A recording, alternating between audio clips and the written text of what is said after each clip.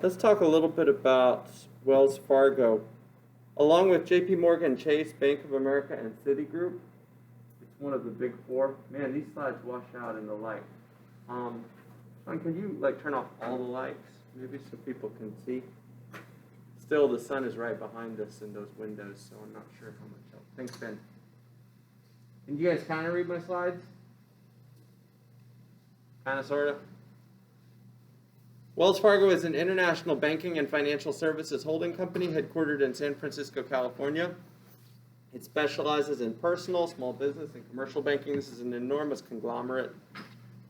They were established in the 1850s. Their historic founding is closely wrapped up in the gold rush of California, and they have a lot of folksy appeal coming out of that, and they still use stagecoach wagons and things like that as their logos to sort of reference their origins.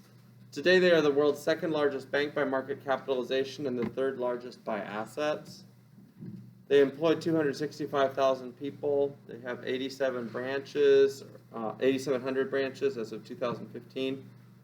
And in fact, actually, in 2015, before what I'll talk about today, the company was ranked the 7th most respected company in the world by Forbes. Okay, so this is an enormous banking conglomerate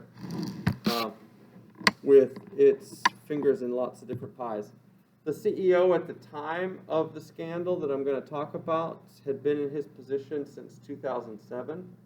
Interesting factoid, he was paid 473 times more than the median employee at Wells Fargo. He did forfeit $41 million in pay after the scandal and stepped down under pressure in October of 2016. Let's talk about what precisely the scandal was. The scandal was fake accounts. Okay, the bank was opening fake accounts for their customers, accounts that the customers did not ever actually consent to opening. Now, to understand why they were doing this, let's just take a minute and think through how banking works in the United States. We have, in terms of personal and small business and even commercial loan banking, we have a system called fractional reserve banking.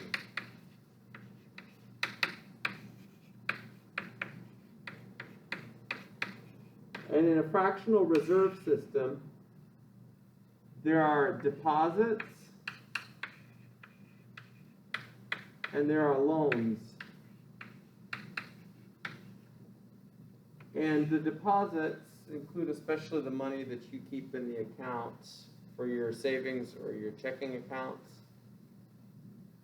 And what the banks do is they run a loan book with the deposit money that individuals and businesses keep with them. And in their loan book, they have home loans, they have auto loans, they have personal loans.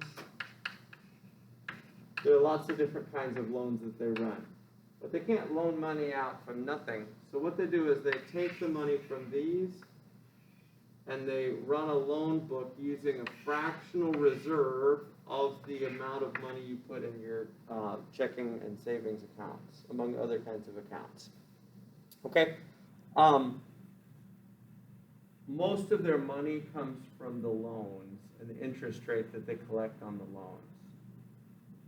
However, in order to incentivize customers to keep their money in the bank, in the savings or checking account, most banks also have monthly penalties if you don't keep a certain amount of money in your account. Maybe you have a penalty-free account or something like that, but most banks don't do that. Most banks charge a little bit each month. They very much want you to have open accounts and lots of money deposited in your account. So it's in their interest to open accounts for you, at the very least, so that in this case they can charge penalties, but even more so that you'll keep deposits with them.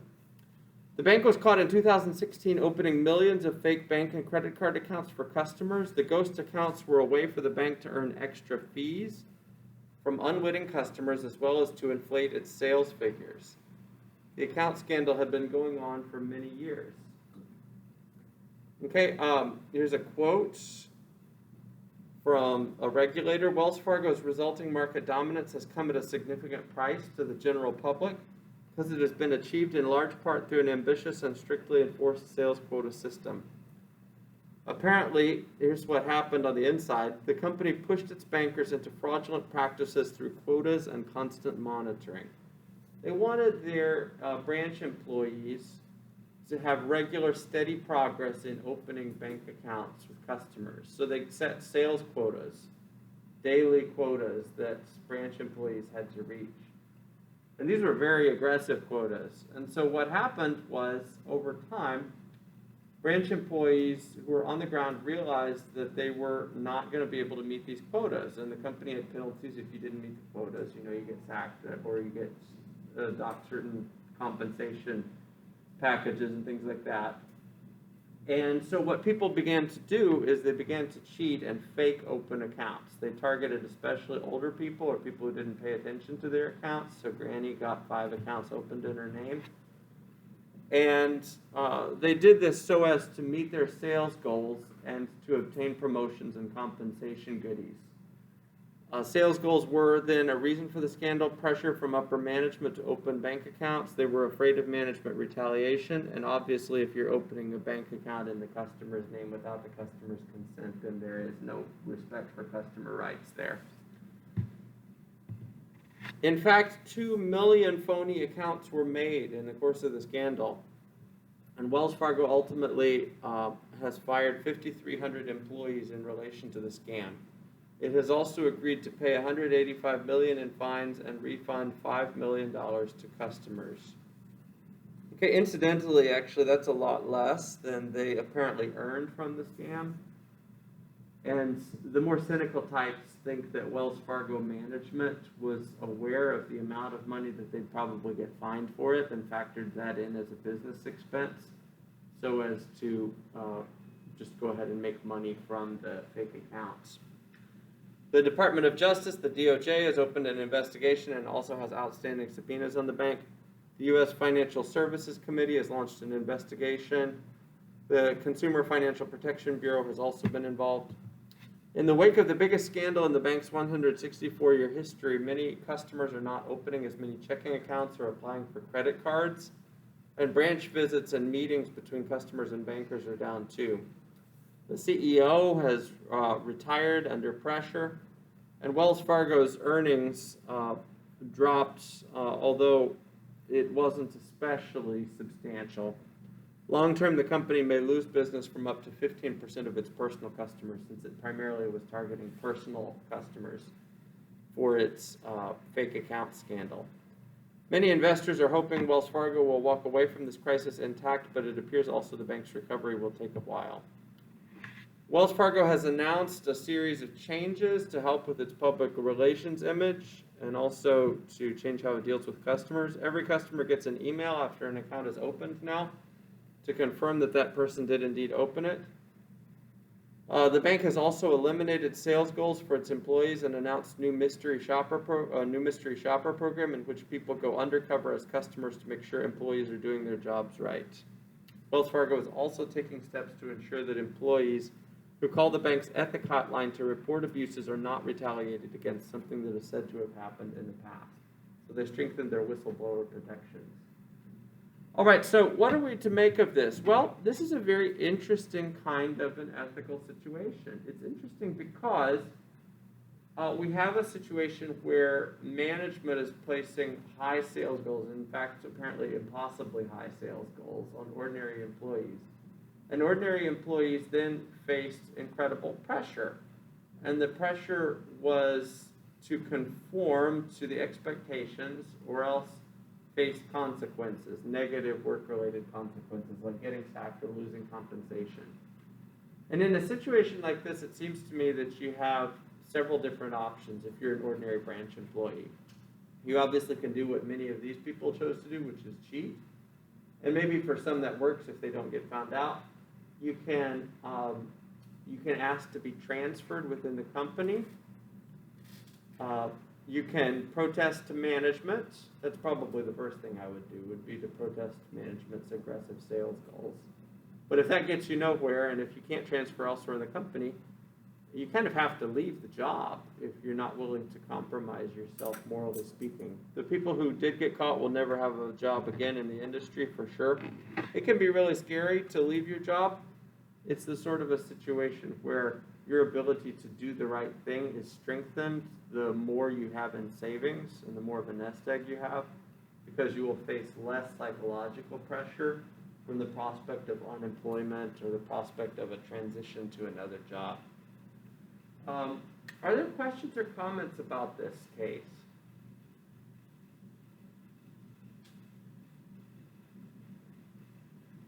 All right, let us look in the Business Ethics in Action text at page 98.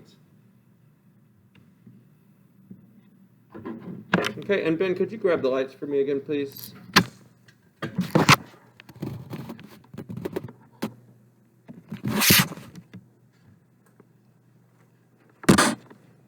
It looks as though I'm having some cord trouble. Here we are.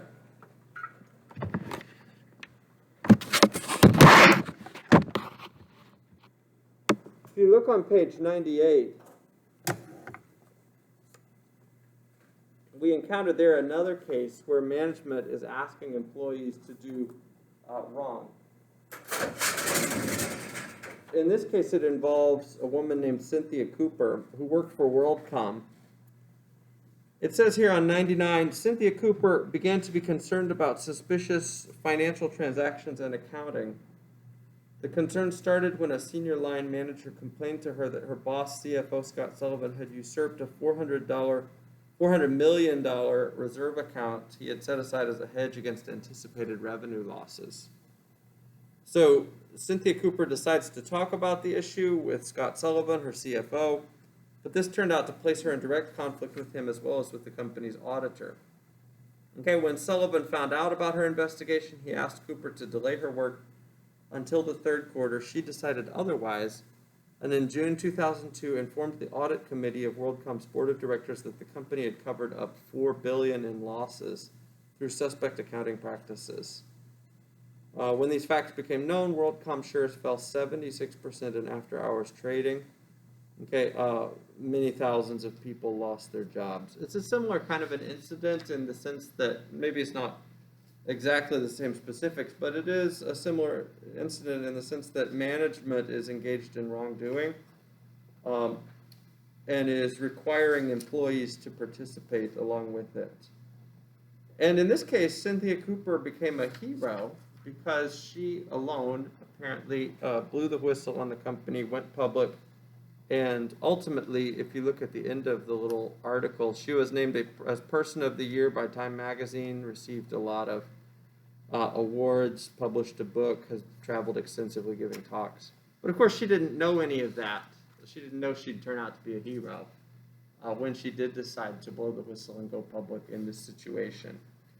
It's really, really scary to try to resist the pressure of a hierarchical authority. And in situations like that, it's conventional for business ethicists to say, well, look, if you're an ordinary employee, your responsibility as such is somewhat mitigated, and it's not as substantial as the responsibility of management or leadership who have greater responsibilities. If you look on page 105, there are two different ways in which our moral responsibility can be modified by virtue of our participation in a corporate hierarchy like the Wells Fargo employees were participating in or like Cynthia Cooper was participating in. One is modifiers of knowledge. Okay, the agents, the book says, might suffer from a lack of knowledge of some material or ethical aspect of the action. And then it says we can distinguish three aspects of ignorance or lack of awareness. Okay, one way in which your knowledge might be modified and thus your responsibility, morally speaking, mitigated in a particular circumstance is if you face a situation of invincible ignorance. This is when ignorance cannot be overcome by reasonable means. So it's impossible for you, for instance, because you work in a particular part of Enron with access only to certain kinds of computer files, it's impossible for you to know the extent or scope of the fraud that's taking place. That's an example of invincible ignorance. And I think we would all agree that there's no moral responsibility in a situation like that, if that's the circumstance you're facing. However, there's also vincible ignorance, which originates in a person's negligence or lack of interest. So this is somebody who just doesn't stir himself to actually figure out what's going on. And then, even worse, there's intentional ignorance. In some cases, the ignorance or lack of awareness is studied or purposeful. This occurs when someone willfully avoids finding out what his or her responsibilities are or overlooks them in order to evade them. Have you ever talked with someone and that person said to you at some point in your conversation, I don't want you to tell me anything more about this because I don't want to know. I'd rather live in my ignorance. I'd rather not know this. And, that might be fine if it's something that person shouldn't know, like gossip or something like that. But not necessarily if it's something that person should know. I did a presentation this semester on Taco Bell, and my wife, when she found out that I was going to do a Taco Bell presentation, she said to me, I don't want to know. I don't want to know what's in their tacos because I love them. They taste great, and you're not going to ruin it for me. Okay? I don't blame her, But that's pretty clearly intentional ignorance. She's pretty clearly responsible for whatever health, cholesterol, hypertension damage she's doing to herself as a result of eating those tacos. Okay? Tacos, I guess I should say. All right. There's also, on page 106, in addition to modifiers of knowledge, there is also modifiers of consent of the will. Okay, so these are modifiers of your ability to choose. Things like mental illness or physical force. Obviously, if someone's physically forcing you to do something, you can't bear moral responsibility because you don't have a choice otherwise. Strong emotions, intellectual fear, habits, or sociological factors. Probably in the Wells Fargo case and also in the WorldCom case with Cynthia Cooper, those people in both those cases were facing situations where they were afraid. They were afraid of management. So the intellectual fear one is probably the modifier of the will that they faced. They were afraid of management retaliation. They were afraid of loss of job, loss of compensation. And in those kinds of circumstances, it's typical for judges and juries in the aftermath of scandals to blame the underlings, the ordinary employees, less than they otherwise would be blamed if they were perfectly free. Now, I think pretty clearly the Wells Fargo employees and Cynthia Cooper, if she had stayed quiet and not gone public, they would have faced some responsibility for sure. But maybe not as much as if they had been in management and had been coming up with the policies in the first place. Still, though, in circumstances where we are underlings and we do face fear of retaliation, it's possible for our will to be modified and for our moral responsibility to be mitigated. Okay, there's a lot else in that chapter that I want to commend to your attention. I need to move on today. But are there any questions or comments about that chapter from Friday?